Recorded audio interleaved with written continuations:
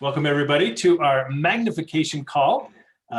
This is the Magnification Nation. Thank you so much for joining us this evening.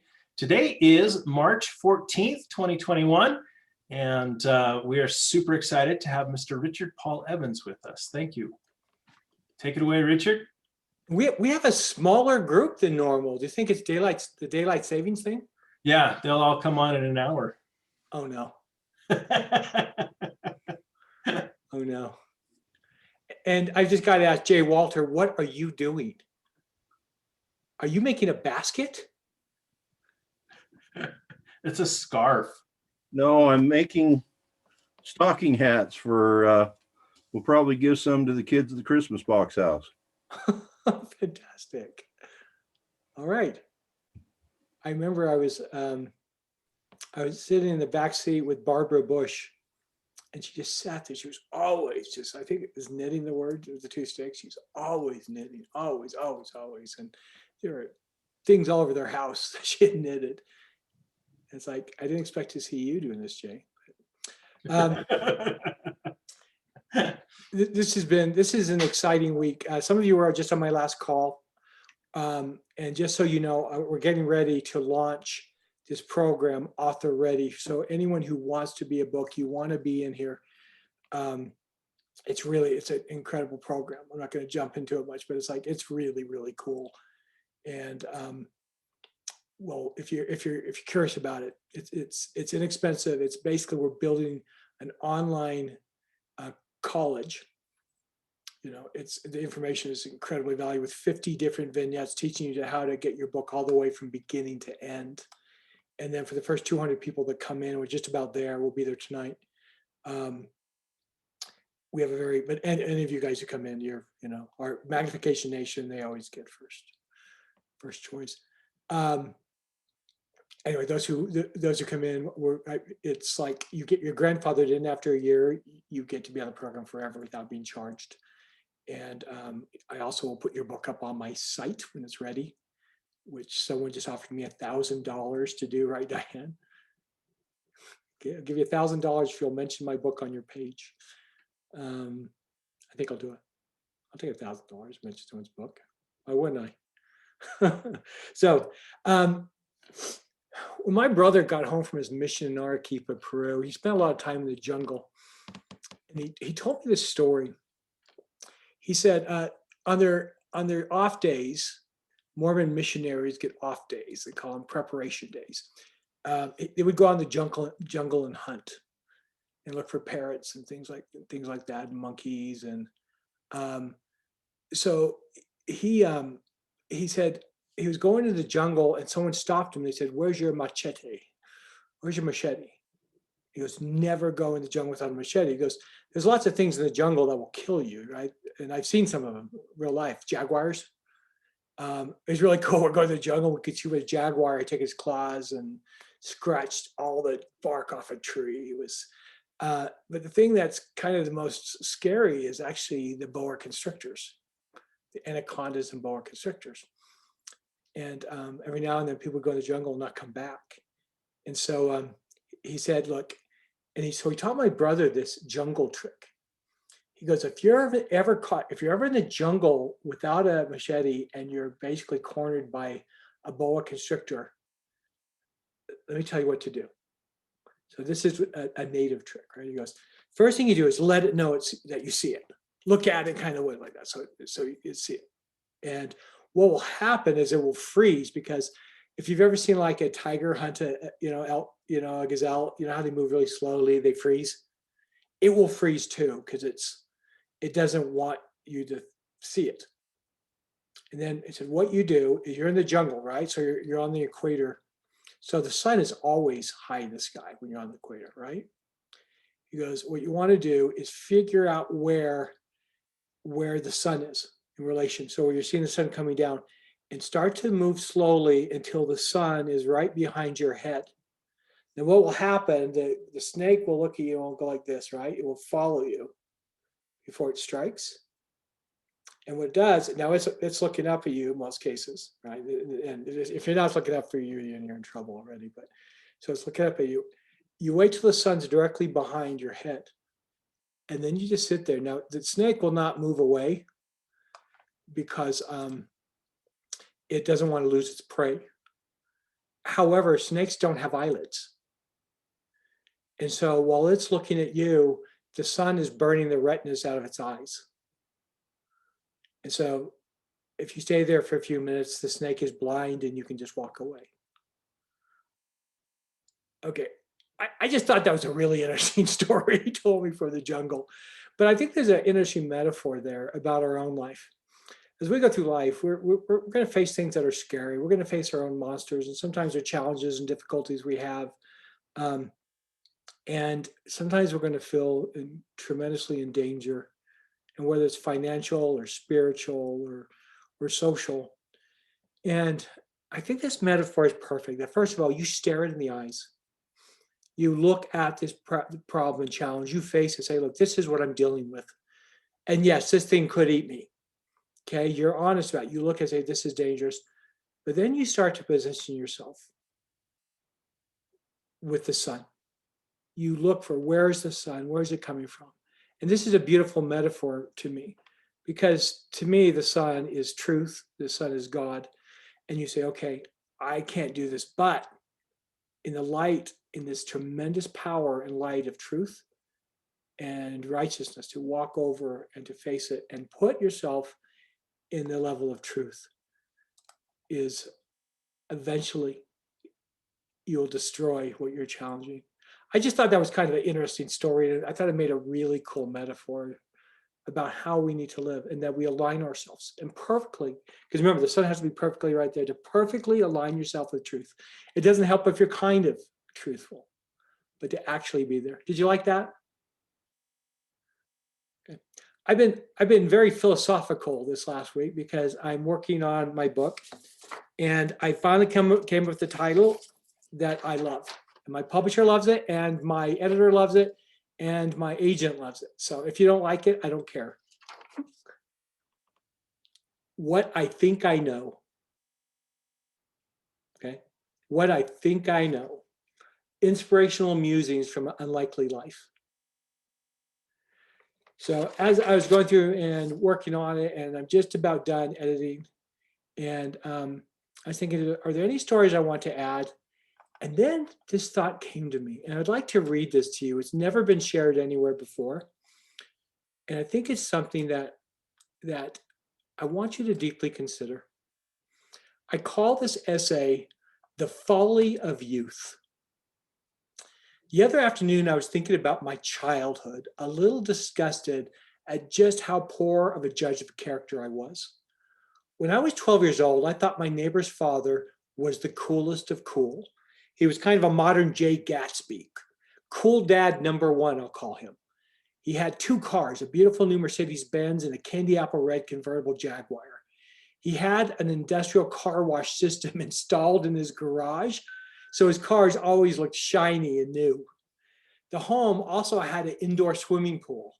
He was the co-owner of a golf resort, and he wore $5,000 suits to work and would say cool things to his son like, hey, it's bedtime, sport. Go directly to bed. Do not pass go. Do not collect $200. One time he took me and his son to a professional basketball game. And his son was bored and just whined the whole time that he had to go. But for me, it was a pretty big deal. I had never been invited to a real basketball game. And not just to go, but we got to sit in VIP seats. As we arrived at the arena, cool dad number one told us that he had a special reserved parking space. He parked his Mercedes-Benz in a no parking zone directly in front of the arena's entrance. And he crumbled up the parking ticket when it came out.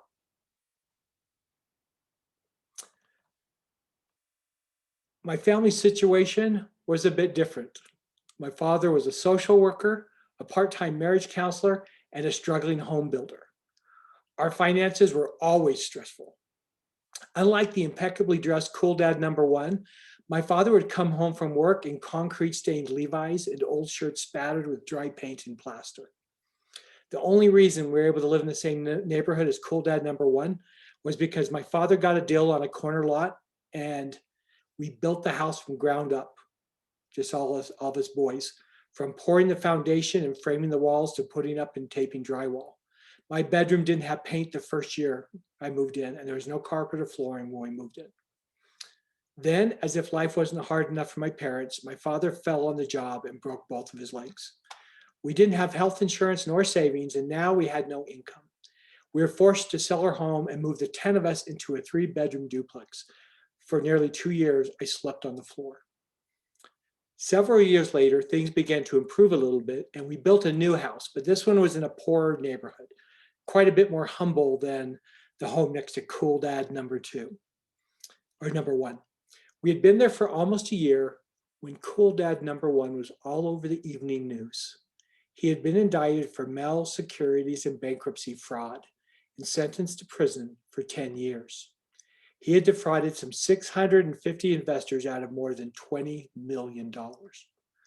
Many of these simple investors lost their entire life savings.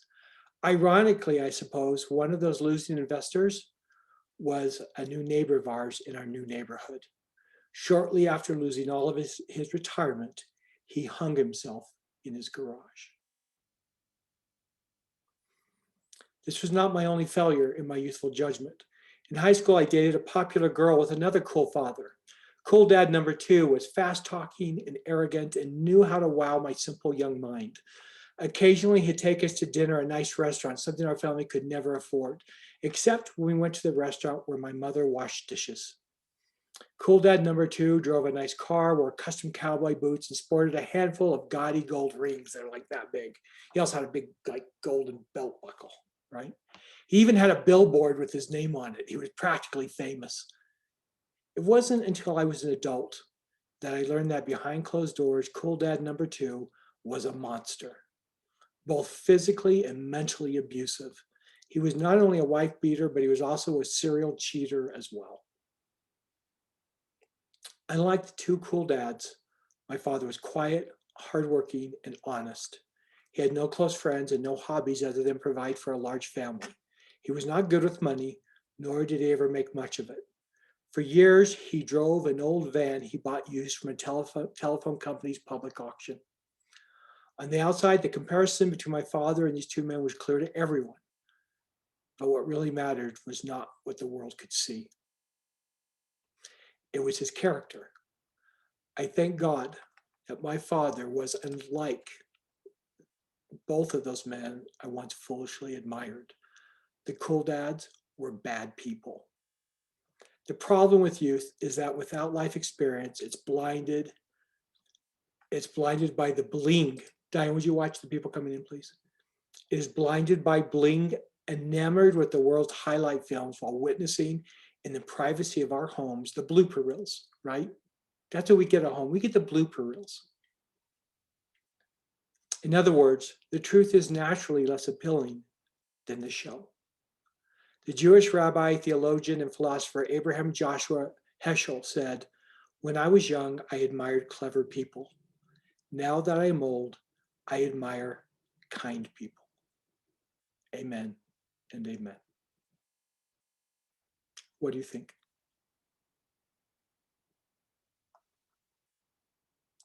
Would anyone like to comment?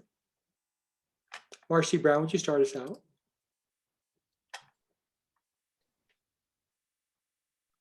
Unmute there. I'm happy to. I loved it. I think there is much truth in it. And I think that the key is figuring out how to translate that experience to a younger generation. So I'm looking forward to your book. Thanks. Thank you, Marcy. Any other comments? No? I think it really does speak to first impressions as well.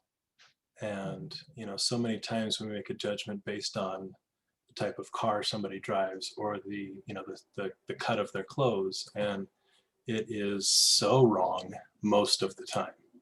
And, you know, so I like it from that perspective as well, to just kind of keep in mind that, you know, there are all types of people in all types of situations.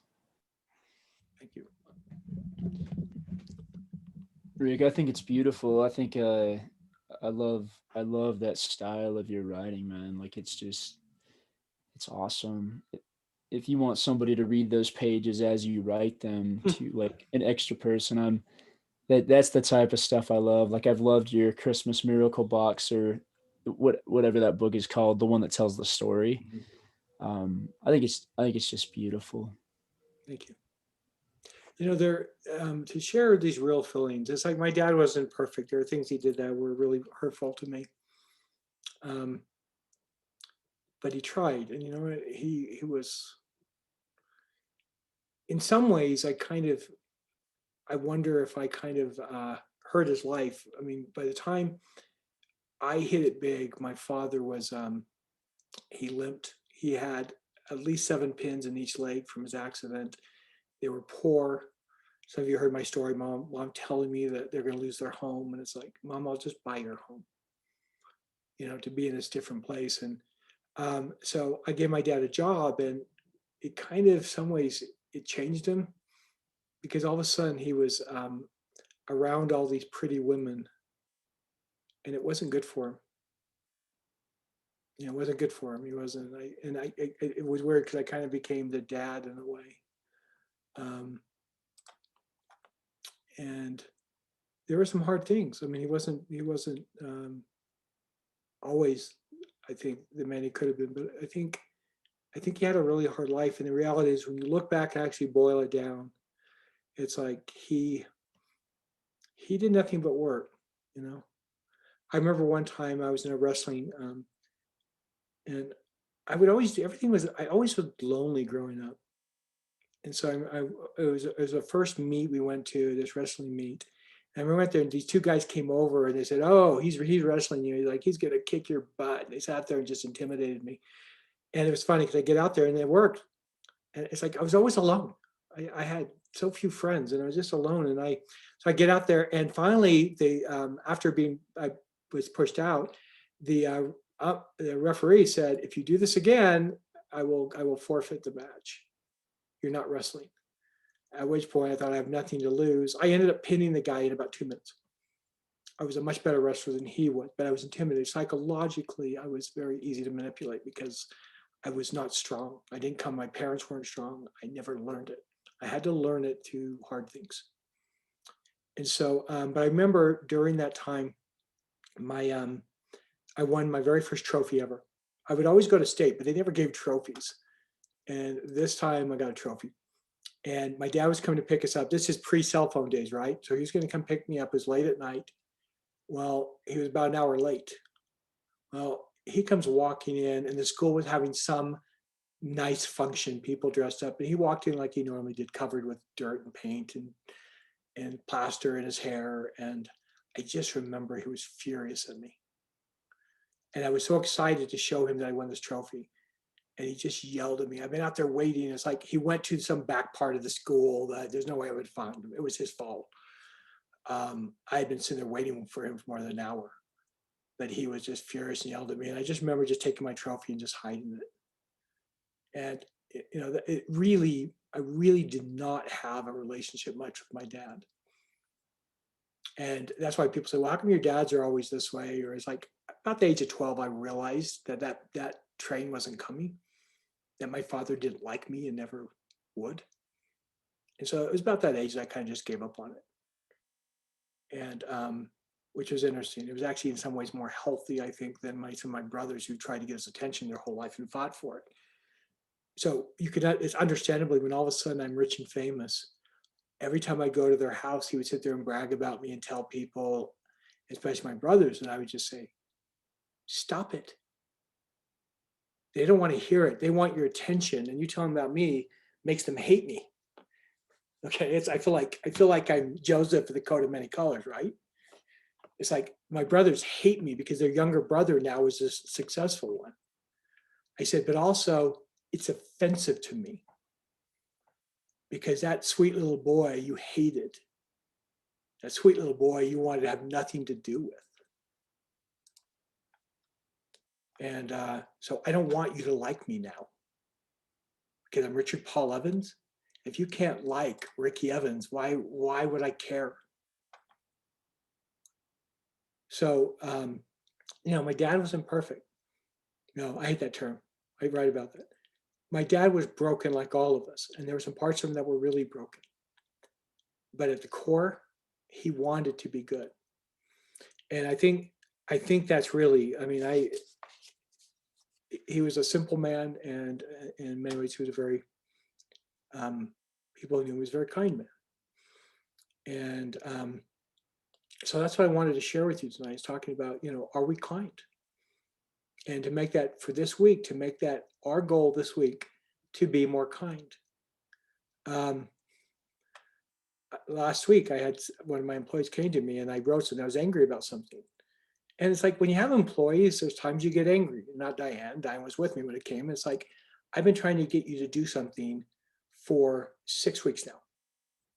And she was accepting failure. Well, they didn't return my call. They didn't find. I said, I need this now. And she wrote, you can shout at me again. And apparently I yelled at her. Like, really yelled at her. And the thing that's scary is I don't even remember yelling at her. And so on one level, I'm kind of conflicted, because she actually got it done after 6 weeks. It's like, part of me is like, do your damn job. I'm suffering because you're not doing your job, and you're quitting at the first, oh, they didn't call me back, so I'll wait a week. She was trying to get my PPP, right? The stuff coming through. It's a lot of money. She just didn't bother. There was a mix up online, so I didn't do anything. So part of me is like, yeah, I really should yell at you, because you're not doing your job. You're not responding after I've asked you 10 times. Okay. On the other hand, it's like, she was very upset. I made her cry, and I don't like to make people cry. I don't do that often. It's not my personality. So I stepped back and thought, all right, how did I get to this place that I couldn't do that without making her cry? So, what does it mean to be kind? And, I remember listening, it's a bad example because it was a cult leader who said this. He goes, you said to love everyone, but try it. There's people, it's almost impossible. He goes, but you can be kind to everyone. I thought, well, that's interesting. And especially after what we've just been through with the elections and how much hatred is out there online, to discipline ourselves to become kind is a very powerful place to be. And so how are we kind? What does it mean to be kind? And I think as we look at what it means to be kind, is to think of the other person, right? Because isn't the opposite of this? For those of you who watched the Netflix documentary "Murder Among the Mormons" about Mark Hoffman, it's horrific. Listening to him, he was definitely a psychopath.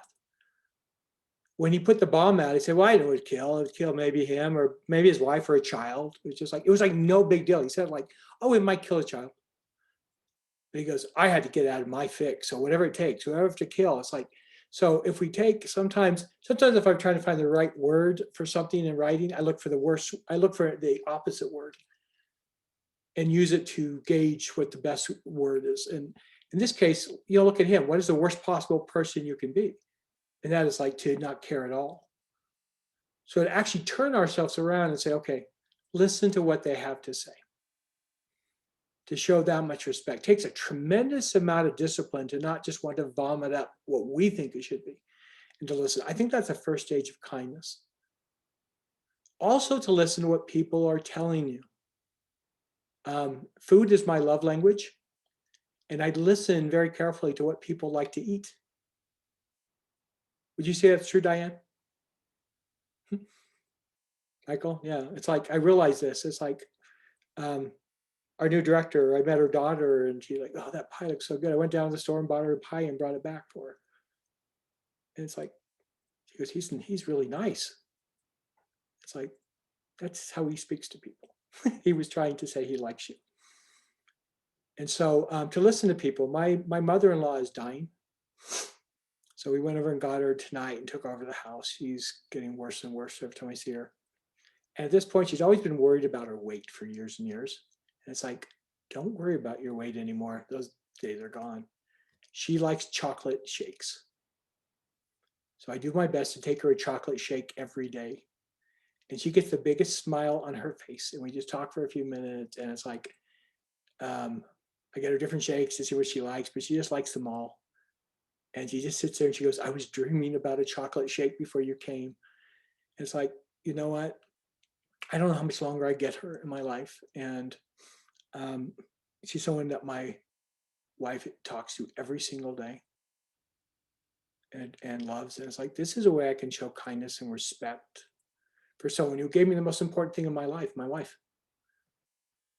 And so as we seek to be kind, I think in many ways it's not to be kind for other people, it's to be kind to define who we are. And I think I need to do a better job of being kind. And I go through phases. There are times when I'm not kind to Diane, and I catch myself. And Diane is definitely one of the sweetest people and the most important people in my life. I love Diane so immensely, and she knows that. But there are times that I'm not kind to her when I lose patience, or I'll lose patience because she doesn't know what I know, and it's like, how is she supposed to know what I know? That's the whole point. And I don't want to say that in a way that it sounds boastful either. I had this really horrible psychopath neighbor who's actually the son of cool dad number 2. And he said to me once, my goal is to be kind to people this year because I can't help that they're idiots. And maybe they can't help that they're idiots. And I thought that just shows who you are. That was a horrible thing to say. It's like, Shazia, you had a comment. I just wanted to share, yes, from someone who's tried to be kind to people their entire life, I think there comes a time in your life where you have to be kind to yourself too. And I think so many people err, not a lot of people, I'm just saying, I think a lot of people err on the side of being kind to people over and over to their demise where you get walked on. So I think there's a fine line that comes with being kind. I think you can be kind, but not allow people to walk over you. Do you know what I mean? I know exactly what you mean. So, I mean, I think at this stage in my life, I'm going to be 53 and I'm learning how to be kind to me, to not take the stuff that I've carried my entire life from past experiences, from the way I was raised, from different things like that. I'm learning how to deal with those things now. And if it means setting boundaries and, to people who I've been maybe too kind to, then it's time to do that. Okay, let me boil that, okay? You can't be too kind. Okay, what you're talking about is that you are ingratiating yourself to someone. You are giving them something they don't belong. Sometimes the kindest things I've ever done have been to say no. You can be kind and say no. It's when you're doing things and saying, well, I am going to do what they say, and it's disrespectful to yourself. That's not kindness. It's not kindness to them either. Okay, so differentiating what that is. You cannot be too kind. To be able to sit there, Diane, if I may use you as an example, Diane, her mother-in-law, they just call her Dragon Lady. She's mean to Diane. And Diane goes over and does her laundry. She's dying too, and vacuums her home every week. She goes shopping with her. She does this stuff, and she'll say nasty things to her as she's vacuuming. And it's like, okay, Diane doesn't need to put up with her crap, and she could turn to her and say stop, and she should. However, to go and serve someone who doesn't even have the ability to thank you or to show kindness is incredibly noble. It's easy to be good to people who are going to be good back to you. Of course you are. But to serve people who have no way of serving you back, to love your enemies is so powerful. But that's not the same as ingratiating yourself to them and getting walked on. And you're absolutely right, Shazia. And so that's what we're talking about. And to differentiate our mind, because that's the problem. We don't differentiate. We actually are cruel to ourselves. And so sometimes one of the tricks I learned to handle that is to, as a writer, I can write third person, correct? I can step outside. So to walk outside and say, if they talk to or treated someone like that, would you allow it? If they talk to your kid that way, would you allow it? Okay, that's why because people, people do things to themselves that are atrocious. It's like you've heard me say, I told my brother, if you treated people like you treat yourself, you would be in prison right now. And I'm not exaggerating. He'd be in prison for attempted murder. He'd be in prison for assault. He'd be in prison for harassment. It's like, because that's how he treats himself. So to actually look at that and say, okay, yes, treat myself with respect. The thing is, what happens, people say, okay, you treat me bad, so I'm going to treat you bad back. And what happens, it lowers both people.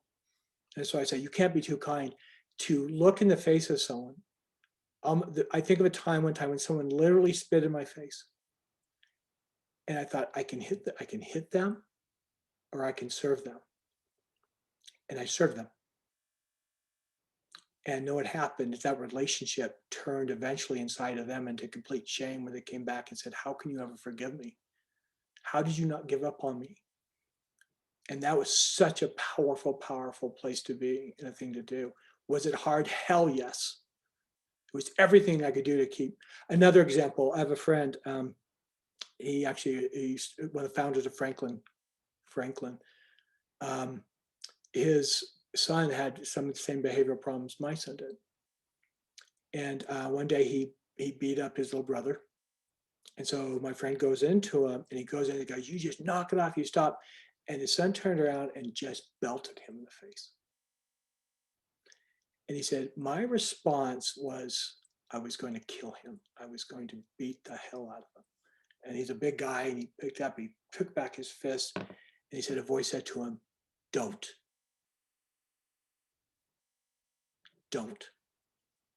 He had every right to. Defense, he had every right to. And instead he put his fist down and he looked at him and he frowned and he turned and walked away. That day marked the turning point in his son's life. Today, his son is happily married, a father, a good father. He graduated from Wheaton Business School, the top business school in America, and loves his father. I've talked to him and worships his father. And my friend said, how grateful I am that God intervened and said, don't beat up your son. Don't punch him. Okay. And he said, it took everything in me to not do it. See, so don't distinguish. The problem with being that unkind is that we become unkind. There's a really cool quote I want to read to you. I'm going to put it in Michael Bay. And it's very dark, which makes it exciting. And it's from, you know who Nietzsche is? Right? And he said, he who fights with monsters should look to it that he himself does not become a monster. And if you gaze long enough into an abyss, the abyss also gazes into you. Cool quote, huh? It's perfect for my Michael Bay book, because this guy becomes a monster. And it's like, but that's true with all of us, that we can become darkened and we may have every single reason. But the thing is, oh, thank you. And Alan, thank you so much. You brought it to exactly where Alan Smith, where it needs to be. Think of the kingdoms. When we exist in the first kingdom, we are connected, and that's where we come out of light. And so in the end, to walk out and say, you don't have the power. The easier you are to offend, the easier you are to manipulate. The easier you are to insult, the easier you are to manipulate. You are no longer in charge of yourself. So ideally, to get to that place where you can take it, and where Jesus said to turn the other cheek, to be at that place is profoundly difficult. But to get there and to desire that is truly righteousness. And so we get, we live in a time of well, we get triggered, and boy, you're going to pay for it. And to actually change that and to stop and say, go ahead of me. And what is the word namaste? I respect who is in you.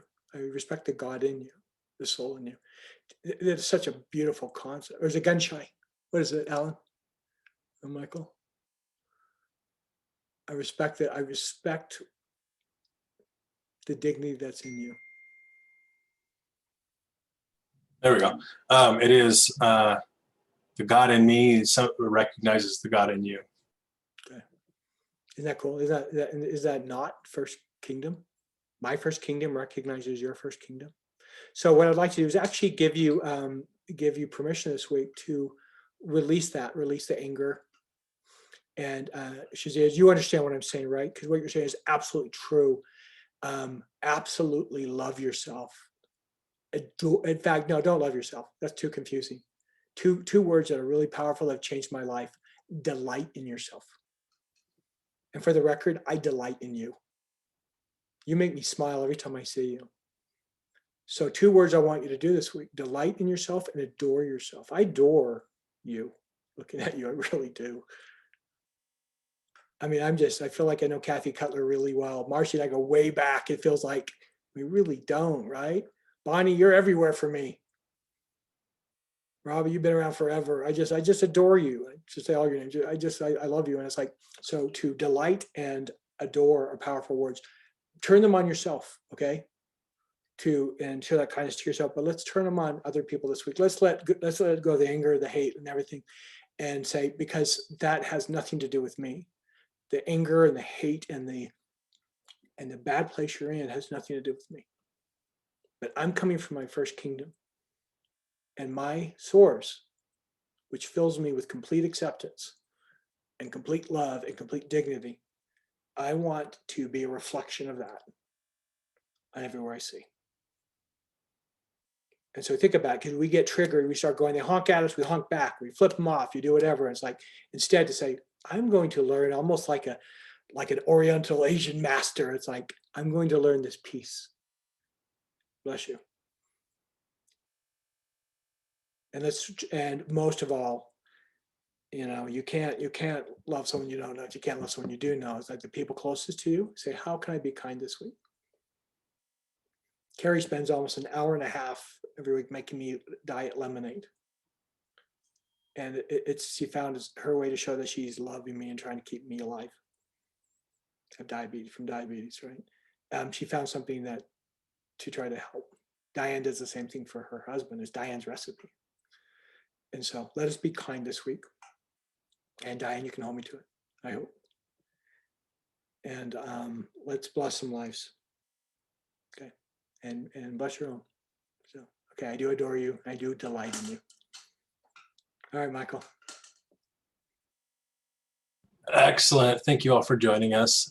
Remember that if you would like to pre-order the book and help publish My Son Lives in a Tree, the link is there. It's https mysonlivesinatre.com. And we look forward to seeing you next week.